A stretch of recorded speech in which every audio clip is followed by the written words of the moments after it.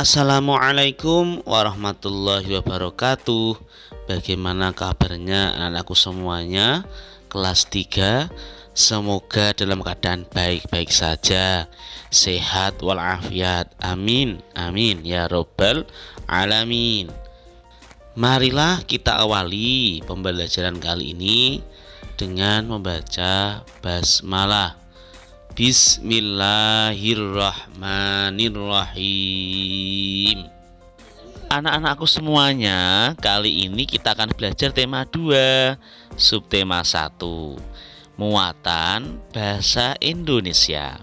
Tema 2 bertema menyayangi tumbuhan dan hewan.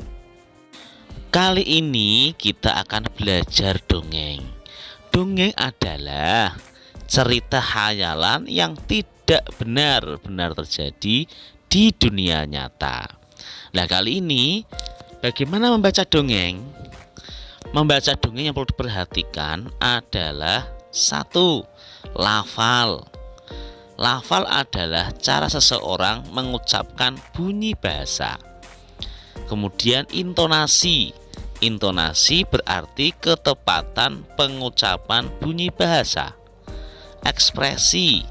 Ekspresi adalah pandangan muka yang memperlihatkan perasaan seseorang.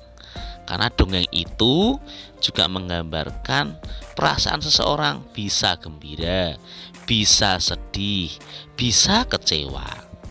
Selanjutnya, suaranya yang lantang. Suara yang lantang adalah suara yang dapat didengar oleh orang lain dengan jelas, ya. Lafalnya jelas, suaranya lantang, ekspresinya atau raut mukanya bisa menggambarkan perasaan terhadap dongeng yang dibaca. Dalam belajar dongeng ada yang namanya unsur intrinsik dongeng. Dongeng tadi sudah disampaikan bahwa dongeng adalah cerita khayalan yang tidak benar-benar terjadi di dunia nyata. Nah, unsur intrinsik adalah unsur atau yang membangun dongeng. Dalam dongeng itu ada apa saja? Nah, yang pertama, tokoh. Latar. Latar itu apa? Tempat, waktu terjadinya sebuah cerita. Terus kemudian watak dari tokoh tadi. Selanjutnya ada alur. Alur itu jalannya cerita. Jadi kalau baca cerita atau dongeng itu harus tahu alurnya. Dari mana, akhir di mana, nah itu harus tahu. Nah, yang terakhir ini adalah pesan cerita. Pesan atau nama lainnya adalah amanah. Amanat itu pesan moral. Jadi pesan-pesan dalam cerita itu apa? Misalnya dalam cerita atau dongeng itu ada pesan bahwa kita tidak boleh berbohong. Ada pesan lagi, misalnya sebuah dongeng memberikan pesan bahwa kita harus taat dan patuh kepada orang tua. Setelah kita tahu tadi pengertiannya dongeng, bagaimana cara membaca dongeng, unsur intrinsik dongeng, kemudian ada jenis-jenis dongeng, yaitu 1. Fabel adalah cerita khayalan yang tokoh utamanya adalah hewan, seperti kisah penyu dan burung dara, si kancil. Yang kedua, legenda. Legenda adalah cerita tentang asal-usul suatu tempat. Contohnya asal mula Danau Toba. Ada lagi kalau di Jawa Tengah itu ada asal mula terjadinya Rawa Pening dan lain sebagainya. Selanjutnya, hikayat adalah cerita tentang pangeran, putri, pahlawan, raja, ratu, atau orang bijak yang hubungannya dengan istana. Contoh, hikayat Panji Semirang.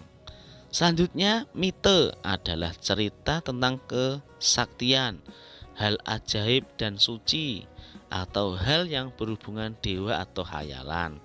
Contohnya di sini Kembang Wijaya Kusuma. Selanjutnya, kalau kita sudah bisa membaca atau membaca dongeng, maka bagaimana kita bisa menceritakan kembali isi dongeng secara lesan.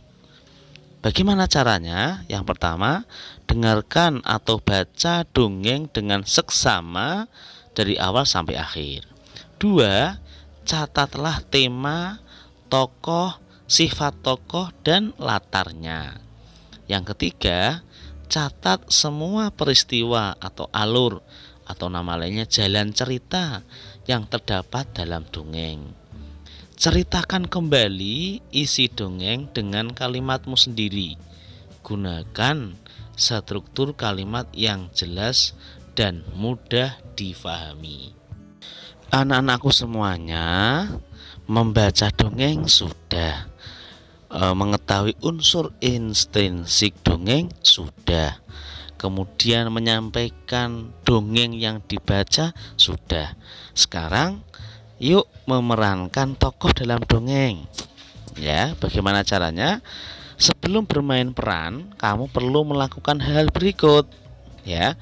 Satu, cari tahu tentang karakter tokohnya. Tokohnya karakternya bagaimana?